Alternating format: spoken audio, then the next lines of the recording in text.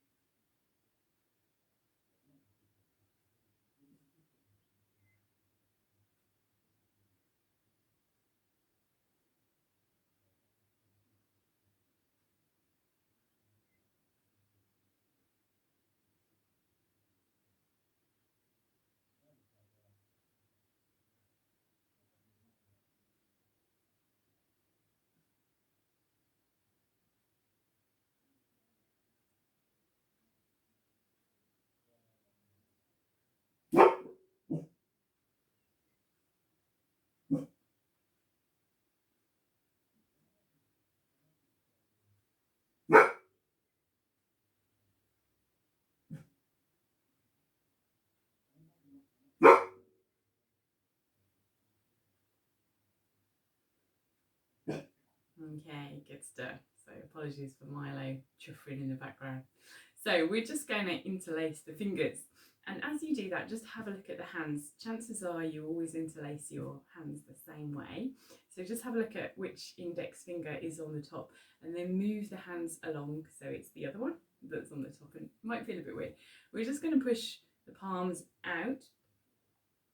And if you push quite hard, you might have a sensation that you're sort of sitting up a little taller, a little straighter in the upper back. You might feel a stretch between the shoulder blades. So try to keep the attention on the breath, but we've also got the additional sensations that this posture brings us. Notice whether you've tilted forwards a little bit on those sitting bones or whether you are still in the middles of those sitting bones with the spine coming up straight, which is of course what we want. And in all of our postures, we want to try and keep the shoulders down and back and away from the ears. So we want to avoid this kind of shape.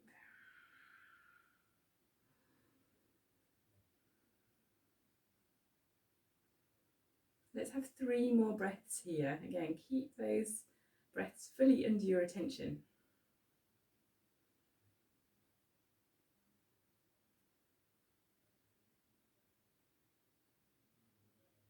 And then when your next inhale comes, we can just begin to lift those arms up. Now, depending how the shoulders are, that might be a kind of diagonal line, or you might be able to come a little further with the biceps coming to be in line with the ears. It really doesn't matter.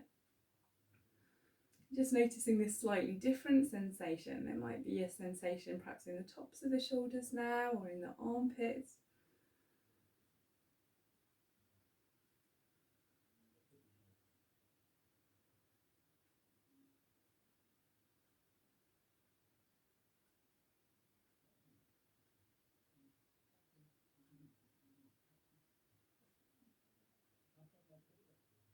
And now let's just take a little turn to one side. So we're just thinking about rotating the rib cage a little bit.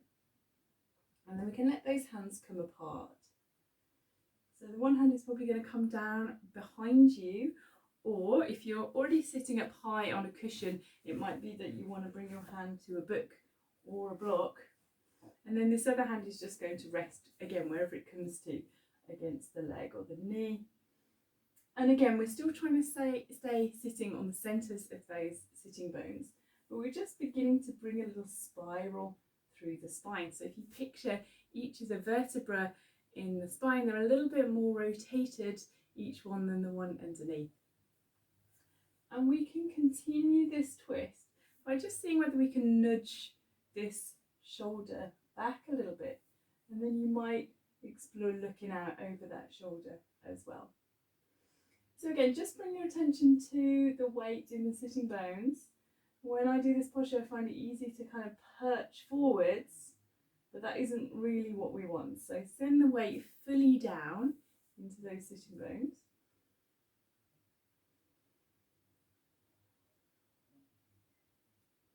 And even if you feel like you're not twisting very much at all, that's completely fine.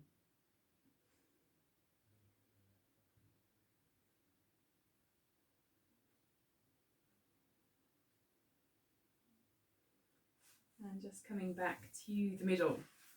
So one of the misconceptions of yoga is that it's contortionism and we're just here to be as bendy as possible. And quite a lot of people say to me, oh, I can't do yoga because I'm not bendy. And that's a shame, really, because, well, first of all, you wouldn't apply that rule to anything else that you were learning. You wouldn't say, oh, I'm not going to have swimming lessons because I don't know how to swim. But more importantly, that isn't what yoga's about. But unfortunately, because of the way it's portrayed in the media, everyone can be forgiven for thinking that's what it's about. But really, it's about tuning into our bodies and developing a practice that we can do throughout our lives. So if your yoga practice is only about doing crazy stuff, then as soon as you get an injury or you get a little bit poorly, you'd have to abandon your yoga practice. And what a really good yoga practice is something you can do for your whole life. So let's just bring that twist around to the other side then. So whichever way you turned before, just gently turn the other way. Again, you might bring that hand down behind you onto something a little more raised up, like a book or a block. And then we're just finding that twist, and it may well feel different on this side. Your twist might be inhibited by muscles that are a little tight, as well as the actual physical mobility of the individual vertebrae. Again, we can see if we can wiggle this little shoulder back and whether we might look out over that shoulder as well. So when we do a spinal twist, there's often a bit of a temptation to kind of pull and force with the arms. We want to try and resist that. We want to try and find the actual natural twist that we have. Pushing into a twist is not a great idea. I got a fairly substantial injury once by doing that. So we really want to work with our bodies. And again, that's what distinguishes someone who's done a lot of yoga from someone who might be on the beginning path. Even though the beginning path person might look better at yoga because they're pushing themselves into all of these crazy postures. But really, if you're good at yoga, you're going with where your body is at today. And that asks us to set our ego to one side a little bit. So let's come back to the middle. It might feel nice to give the shoulders a little wiggle and a little roll. And then we're going to try a little bit of a forward lean here. Now at this point, I've still got flour on my hand. At this point, it might be good to cross your ankles the other way. So if you're sitting cross-legged, just cross them the other way. Just like when we interlace the hands, we tend to have a habit of sitting a particular way. when our ankles are crossed. So just find that other way, and we're just going to see about a little bit of a forward lean. Now, forward bends, as you may know, are a tilt at the pelvis. So to bring ourselves forward, we need to come from sitting on the middles of the sitting bones to sitting on the front of the sitting bones. And these hip bones, the crest at the front, will come forwards slightly. So just see if you can take a few little steps forwards, and then you can just bring the hands again to wherever they come. So it might be that they're on the knees, or it might be that they're on the ground or on a block. So you don't really want to roll all the way forward so the bottom is away from the ground. You are still sitting on the ground here. And try not to curl and squash everything up. In almost all of our postures, we try to draw the spine out long. And that translates as lifting the rib cage away from the hips. So if you just picture your lowest rib at the front of the body, and the hip bones, we don't want them curling together, we want them drawing apart. Let's have 4 more slow breaths here. So just see if you can begin to take control of that breath and slow it down slightly.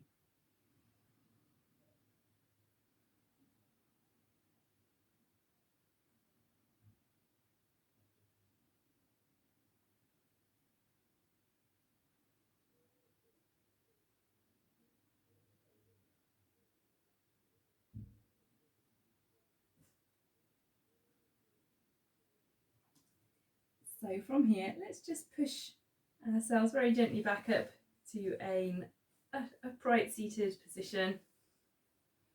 And then we'll just see about bringing the hands behind us. Now again, you might want those hands on something a little higher, especially if you are sitting up on something in the first place. But we're just going to have a go at walking those hands back and seeing whether we can tuck the shoulders back and the shoulder blades closer in towards one another and lift the chest a little bit.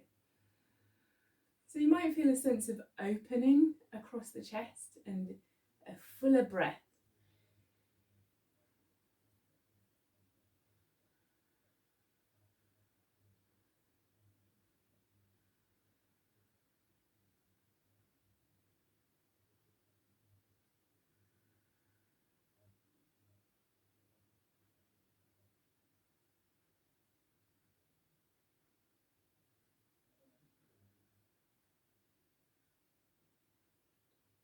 Good, and then we'll carefully make our way back to you sitting upright. And again, you might want to wiggle the shoulders. And then we'll just come into a side stretch from here. So we'll just pop one hand down on the ground, keep the sitting bones on the floor, and we're just going to sweep overhead with the other arm. So try not to kind of fall forwards. We're staying in this plane. And keep the arm straight if you can manage it. And if you draw it over, you might begin to bring that stretch down, perhaps through here or the side of the body, or even right down into the hip. If you want to work a little harder, this hand that's on the floor, you can push into the floor and see if you can work these muscles in the arms and the shoulder as well. So you're sort of pushing back against yourself.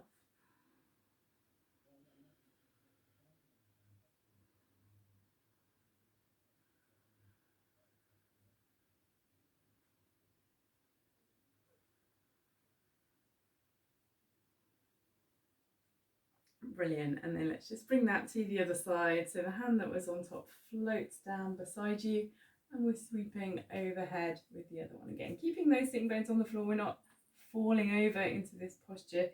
This sit bone is staying on the floor.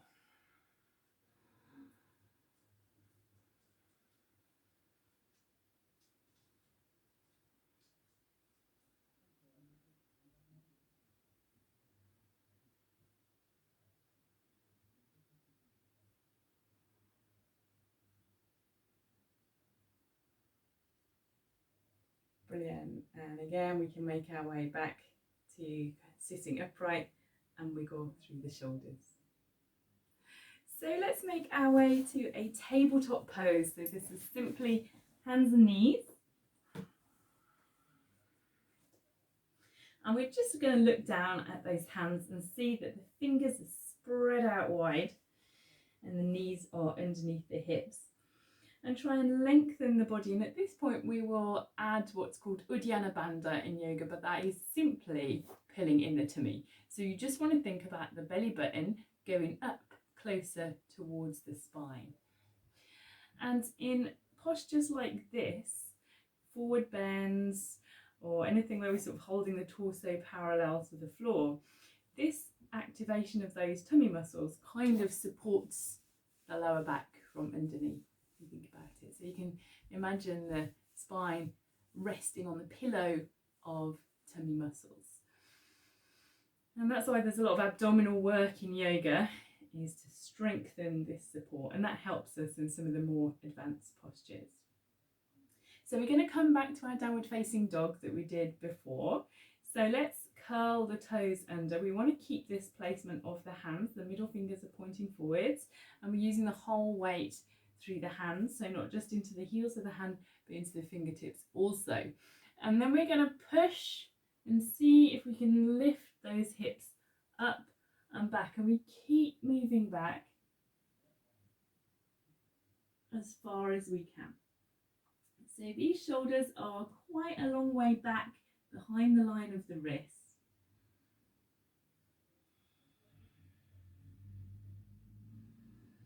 We're trying to slide those shoulders also a long way back from the ears, so they're not scrunched up like this.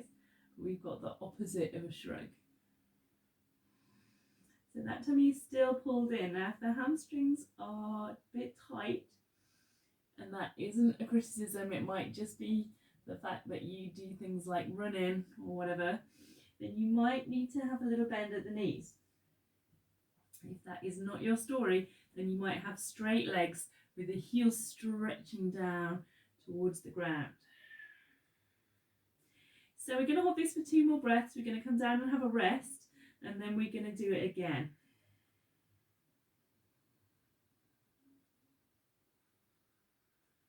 Okay, good job. So let's just carefully bring those knees back down to the floor.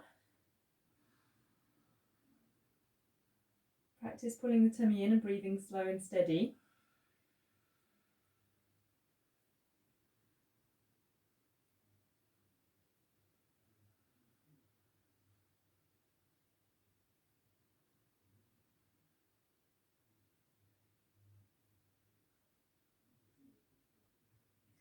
And then let's have another go. So with those hands glued into the mat, we're pushing the mat away and sending the hips up and back. The shoulders come back and the chest falls down between the shoulders, and the spine is a long straight line.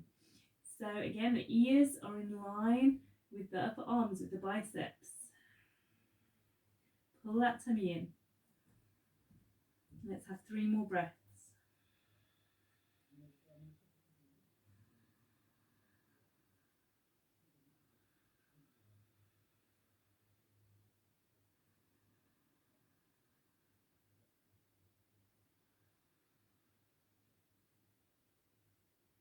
And then let's bring those knees back down.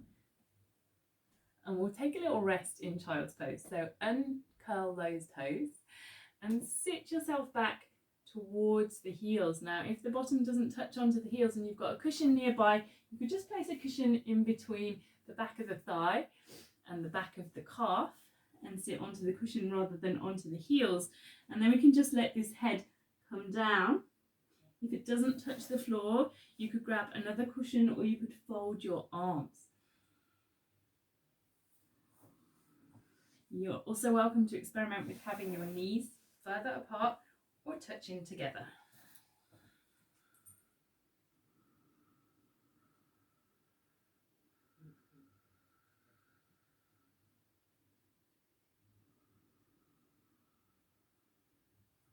So let's just come back up to our tabletop pose, and we'll just do a few little warm-ups with the wrist before we come back to some variations of downward facing dog.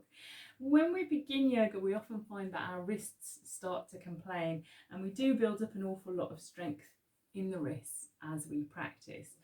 And the general rule with that, or any other kind of joint stuff, is that we just need to go carefully. So if you get to a point where your wrists are painful, you just need to stop, take a rest, maybe do some of these exercises that I'm going to show you now, and then only continue if they're all right again. So we it's the same thing about respecting our bodies. We just work up until the point where our bodies are saying no thanks, and then we leave it there. So with the hands under the shoulders, we can just start by leaning forwards and back a little bit. And if you look at the angle between the forearm and the back of the hand, that's changing as we do this. Now let's turn the fingers out to the sides for a bit of variation, and we'll just rock from side to side.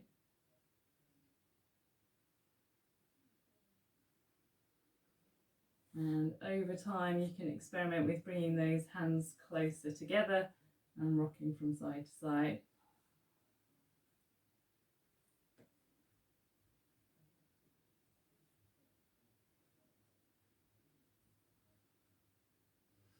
And then coming back to tabletop pose, we can put the back of the hand on the floor and wiggle the elbow just to stretch at the back of the wrist there.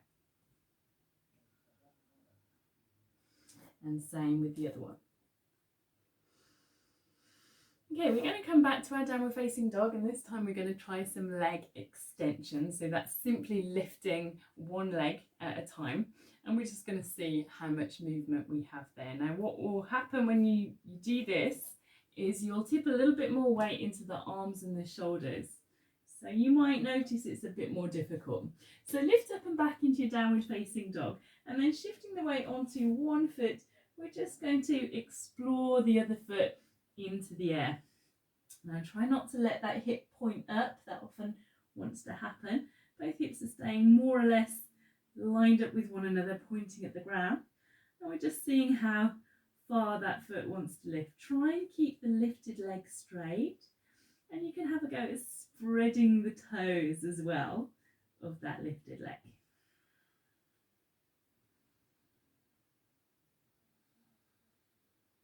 So when your next exhale comes, we'll slowly lower that leg and come back to a regular downward facing dog. And then we'll come back to tabletop pose for a little rest. Let's have 3 breaths here. Pulling the tummy in.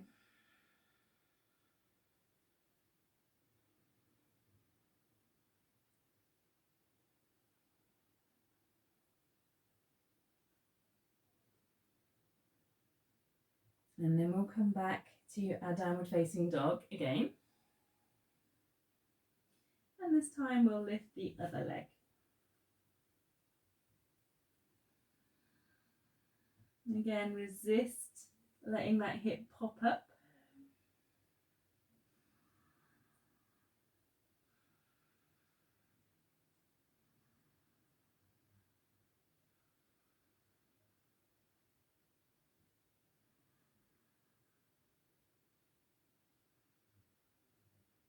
And then with your next exhale, we'll come back down to downward facing dog. And then rest in child's pose. Keep that breathing nice and slow and steady.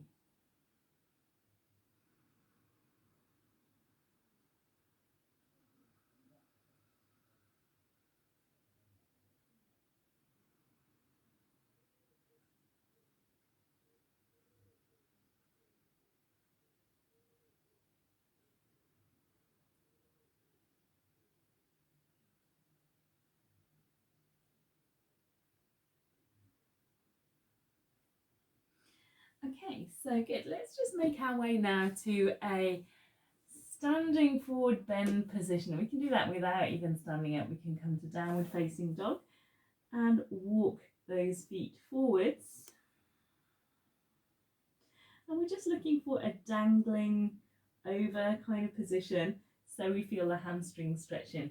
Now you can have the hands anywhere against the legs, or they might be coming down onto a block or anything to just rest them on, or they might come all the way down to the floor. Now if you are flexible enough to bring those hands all the way down to the floor, what we tend to do in yoga is to put the two fingers together and slide them between the big toe and the next one, and then hold on with the thumb. So you've just got a little something to hold on to there. But again, we're trying not to round the back. We're keeping that distance between the rib cage and the hips, and just letting the body come down until we feel the hamstring stretch that we want to feel. And that's the only rule here, okay? So we're not trying to get all the way down into one shape or another. We're trying to find a stretch in the hamstrings that feels nice without squashing the body and rounding the back. So if there is a mirror nearby and you can see yourself, or if there's someone nearby to ask, you could check how straight your back is. But otherwise, just try and think about that lower front rib coming away from the hip bone. Now you might choose to bend your knees here if the hamstrings are very painful right now. That isn't what we want. Bend the knees. You might find you could rest the rib cage on the knees a little bit if you do that.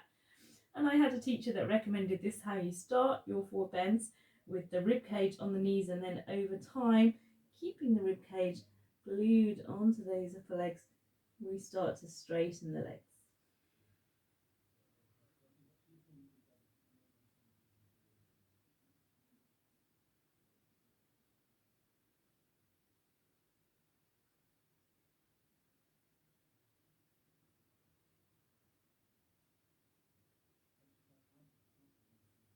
Good work. So from here, let's just roll ourselves up to a standing position, and we just have a little go at our standing balances. So tree pose.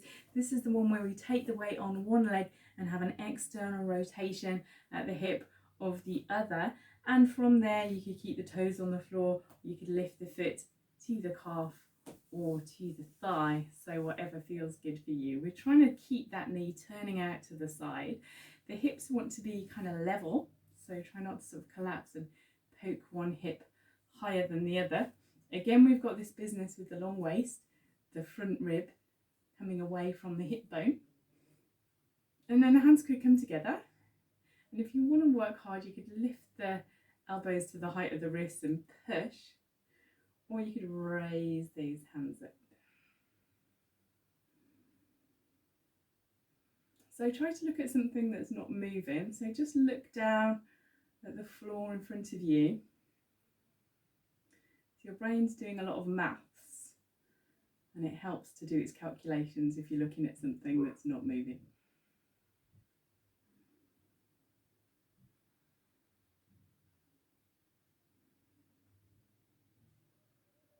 So anytime you need to just step down, that's fine, no worries. And then we can just bring those hands down, bring the left foot down to the floor, and then we'll bring the other foot into position.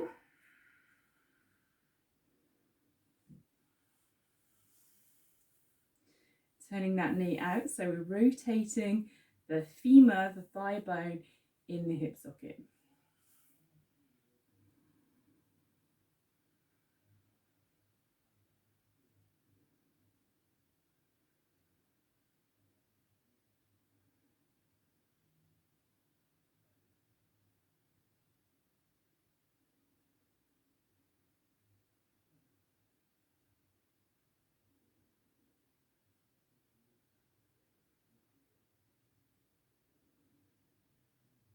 Good, and then we'll just very gently make our way down, and you might just want to shake anything that needs a little shake.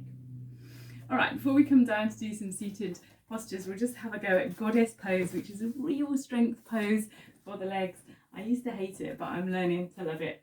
So what we do is we step out wide on the length of the mat, so you might turn to the side and have the toes pointing out. We're going to try and keep the body nice and tall, and then we're just bending those knees and sitting low.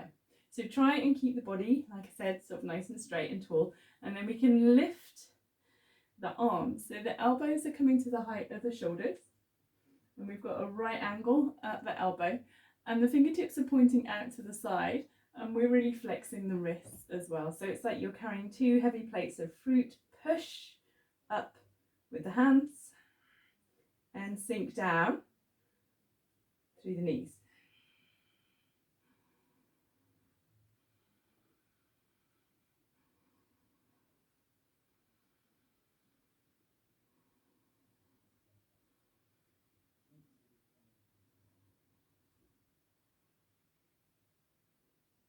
Brilliant, and gently release. Good stuff. So now we'll come down and do some seated postures.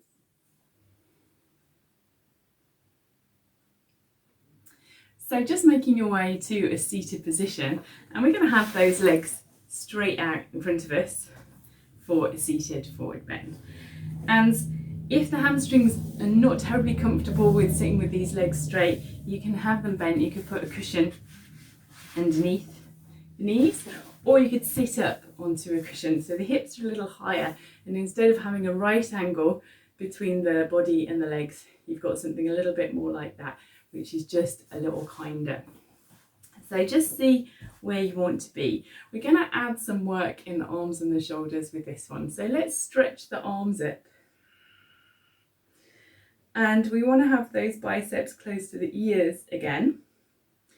So we're just going to pretend that the arms and the body are one kind of line. And we're going to angle the weight forwards onto the front parts of the sitting bones. And this really might only be a few degrees, this movement.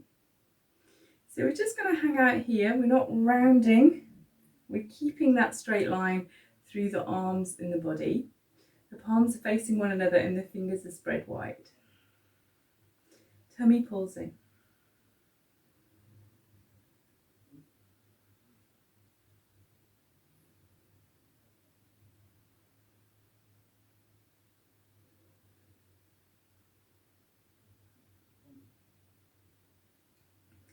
Good.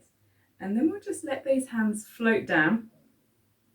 And they're going to come sort of halfway between the knees and the hips. And then we're just going to press those hands really hard into the floor and feel like we're working really, really hard. Really push and then release. Okay, good stuff. So we're going to have a go at a reverse tabletop pose, which is quite hard work. It's a little bit like the opposite, a little bit of a counter pose to the seated forward bend that we've just done. So first of all, what we want to do is have the heels roughly where the backs of the knees are at the moment. So maybe just put your fingers to measure and then step the feet. So the heels are just where your fingers are and the knees are bent up. And then we want to walk those hands right back out behind us, maybe 6 inches or so. And then we're going to try and press into the hands and the feet and lift the body so that the top surface of the body, so that would be the chest, the tummy and the thighs, are all a straight line. And that's actually really quite hard work. You have to lift up through the hips really high, and you have to lift the chest sort of through the shoulders so you get an opening in the shoulders as well. So let's just give it a try. Go carefully, just check it's not going to hurt anything. So just lifting up as best you can.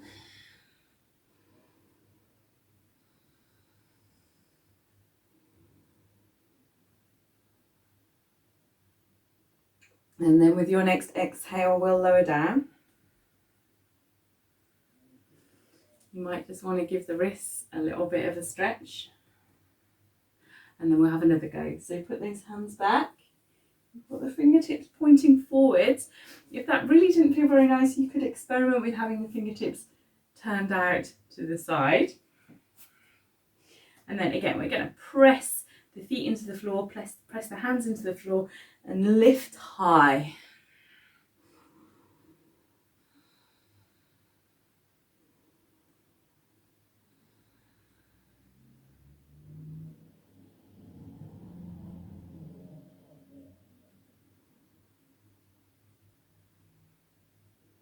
Brilliant. And then we'll just gently release. And again, we can give those wrists a little bit of a stretch or a shake. And then we'll have a little go at some abdominal work. So as I said, these abdominal muscles are really important for us in yoga. So let's bring the hands onto the fronts of the shins, sit up really tall as if you're walking your ribcage up to your knees, and then we're just going to lean back and balance. So if you can already feel your tummy muscles working to hold you in this balance, then you're doing it perfectly. You don't need to do anything else. If you can't feel that so much, just start to lift the feet a little bit and lift the hands. We're pushing the chest up, so we're not kind of collapsing into a roundy shape, but we're holding ourselves out nice and strong. Slow, steady breathing.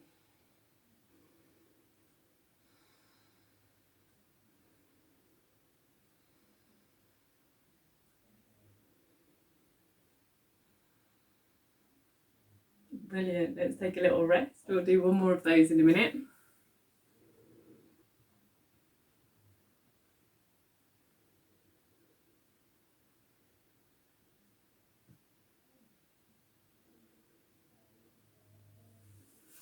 Okay, so again, sitting nice and tall, walking the ribcage up towards the knees, and then shift the weight back and find your balance. From there, whatever modifications you want to take.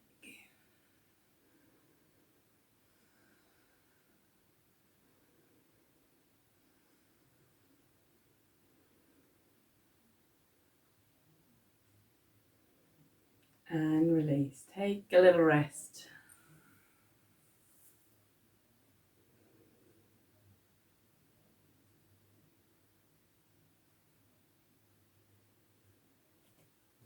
And then we'll gently make our way down to the mat. So we're going to keep these knees bent up, and we're just going to come into a little back bend. So lying down, we're pressing the feet into the floor and simply lifting up the hips. Now you might keep the hands on the floor, or you might bring them underneath the rib cage to kind of prop yourself up.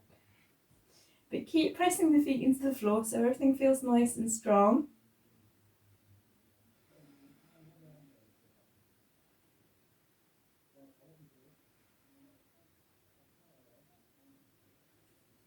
And then we can gently undo that posture one bit at a time. Take a little counter pose, hug the knees into the chest. And then we'll take a second one of those.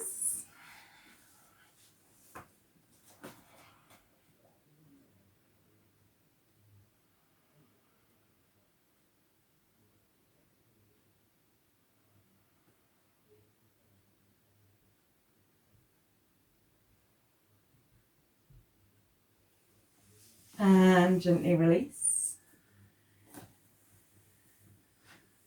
Hugging the knees in. And then we'll come into a little passive twist. So let's just drop those knees over to one side. Rest the closest hand on top of those knees. And then see about turning the body away to the other side. So if those knees don't want to come down to the floor, you could put a cushion underneath. Or maybe the bottom knee touches the floor, but the top knee doesn't want to rest on top. You could put a cushion in between. Maybe the body doesn't want to turn all the way over into a twist. You're just going to keep looking sort of to the ceiling or to that side.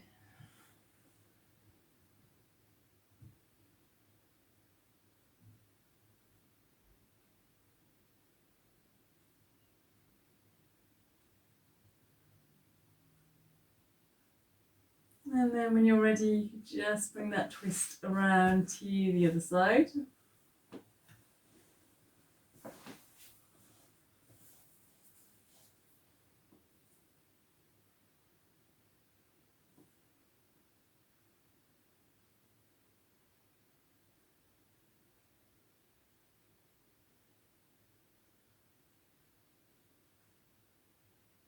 Still noticing the breath and the sensations each posture gives us.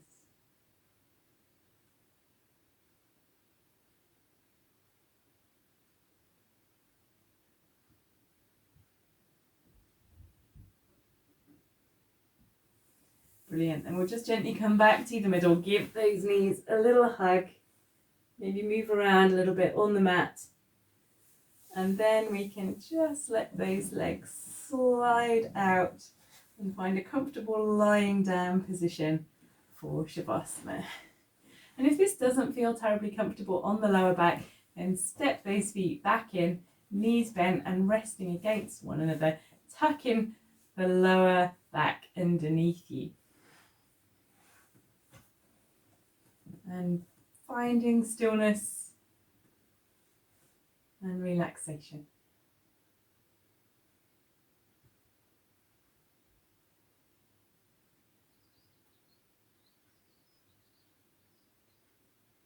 So again, we're just trying to keep our awareness on the sensations of the body and the breath.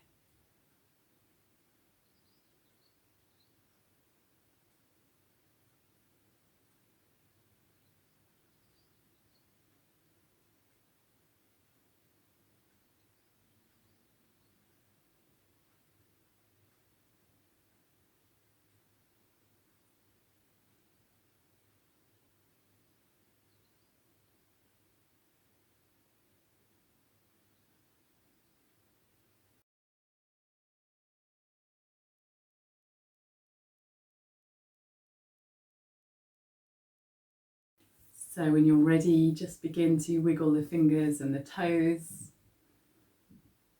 the wrists and the ankles, the elbows and the knees, the hips, shoulders, along the length of the spine into the head and the neck. And then very gently, very carefully make your way up to a seated position.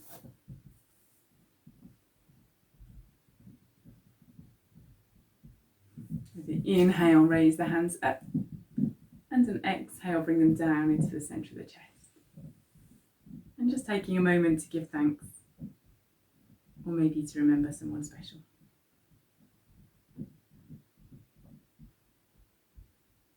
And then bowing forwards to close your practice.